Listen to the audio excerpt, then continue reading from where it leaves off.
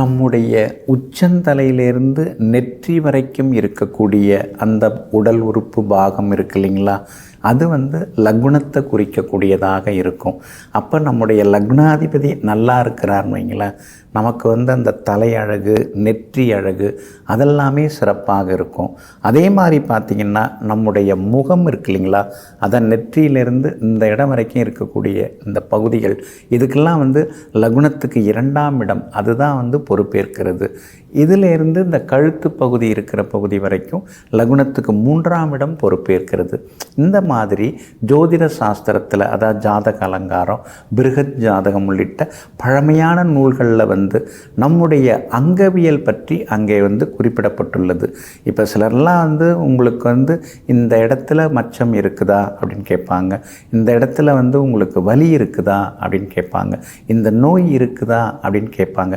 எல்லாமே நம்ம ஜாதகத்தில் நம்முடைய பிறந்த நேரத்தில் நம்முடைய ராசி கட்டம் ஜாதகம் இருக்கு இல்லைங்களா, ராசி குண்டலி, அதில் என்ன இருக்குதோ அதை வச்சு நாம் கண்டுபிடிச்சு சொல்லலாம். அந்த தசாபுக்திகளை வச்சு நம்ம அழகாக கண்டுபிடிச்சு சொல்லலாம். ஏன்னா ஜோதிடம்ங்கிறது ஒரு அறிவியலை விட தாண்டி ஒரு விஞ்ஞானமாக இருக்குது. நம்முடைய வாழ்வியலோடு அது ஒத்து போகிறதுனால தான் இன்னை வரைக்கும் ஜோதிடம் நிலைத்து நிற்கிறது. அதே மாதிரி பார்த்திங்கன்னா சிலர்லாம் தாடியோடையே இருப்பாங்க, எப்போ பார்த்தாலும் இருப்பாங்க. கல்யாணம் பண்ணுற காலத்தில் கூட அந்த கல்யாண கோலத்துலேயும் பார்த்திங்கன்னா தாடியோடே இருப்பாங்க. அதுக்கெல்லாம் காரணம் என்ன? 2ஆம் இடம்தான். லக்னத்துக்கு 2ஆம் இடத்துல சுபகிரகங்கள் இருந்ததுன்னா முழுமுழுன்னு இருப்பாங்க, கண்ணமெல்லாம் முழுமுழுன்னு இருக்கும், ஷேவ் பண்ணிகிட்டு இருப்பாங்க, சிகை இல்லாமல் இருப்பாங்க.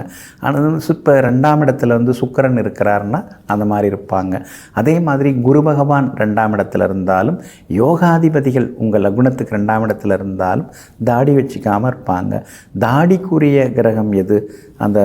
அதாவது சிகையெல்லாம் மழிக்காமல் அப்படியே இங்கெல்லாம் வச்சுக்கிறாங்க இல்லைங்களா, அந்த தாடிக்குரிய கிரகம் எதுன்னா சனி பகவான் தான் தாடிக்குரிய கிரகமாக இருக்கிறார். அப்போ முகத்தில் முடிகள் நிறையா இருந்து நாம் அந்த இதெல்லாம் முடியை நீக்காமல் இருக்கிறோம்னா அது சனி பகவானின் ஆதிக்கத்தில் அவங்க இருக்கிறாங்க அப்படின்னு அர்த்தம். அதுலேயும் பார்த்திங்கன்னா சனி பகவானுடன் ராகு, சனி பகவானுடன் கேது, இவங்கெல்லாம் இருக்கிறவங்க எப்பொழுதுமே தாடியோடையே இருப்பாங்க. அவங்களுக்கு அடையாளமே தாடி தாங்க அப்படின்னு சொல்லலாம். சனி பகவானுடன் சுக்கிரன் சேர்ந்தா கூட சிலர்லாம் தாடியோடையே இருப்பாங்க. அப்போ ஒருத்தவங்க முகம் எப்படி இருக்கும்?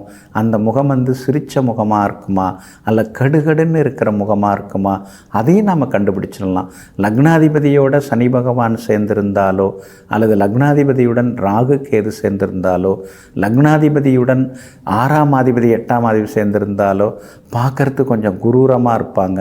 ஆனால் மனசு நல்லாயிருக்கும், பழகிறதுக்கு ரொம்ப இனிமையானவங்களாக இருப்பாங்க. ஆனால் அந்த முகத்தோற்றம் அந்த மாதிரிலாம் இருக்கும். அதனால் இந்த தாடியோடு இருக்கிறவங்க அப்படின்னு நாம் எடுத்துக்கிட்டோம்னாலே சனி ராகு, சனி கேது, சனி சுக்கிரன் இதெல்லாமே அந்த மாதிரி இருக்கும். இப்போ 2ஆம் இடத்துல சனி பகவான் இருந்தாலும் அது மாதிரி ஆவது உண்டு. 2ஆம் இடத்துக்கு அதிபதியாக யார் இருக்கிறாங்க அப்படின்னு பார்க்கலாம். இப்போ மிதுன லக்னமாக இருக்காங்க, அவங்களுக்கு 2ஆம் இடத்துக்குரிய கிரகம் சந்திரன். அந்த சந்திரன் போய் சனியோடு இருந்தாலோ அல்லது ராகு கேதோடு இருந்தாலோ அவங்கெல்லாம் தாடியோட முகத்தை வச்சுருப்பாங்க. இந்த மாதிரி ஒருவருடைய ஆக்டிவிட்டி, அவங்களுடைய அப்பியரன்ஸ் எல்லாத்தையுமே நாம் ஜோதிட சாஸ்திரம் மூலமாக கண்டுபிடிக்க முடியுங்க. இதெல்லாம் நாம் ஆராய்ச்சி செய்யும் பொழுது ஜோதிடம்ங்கிறது மிகப்பெரிய வித்தை.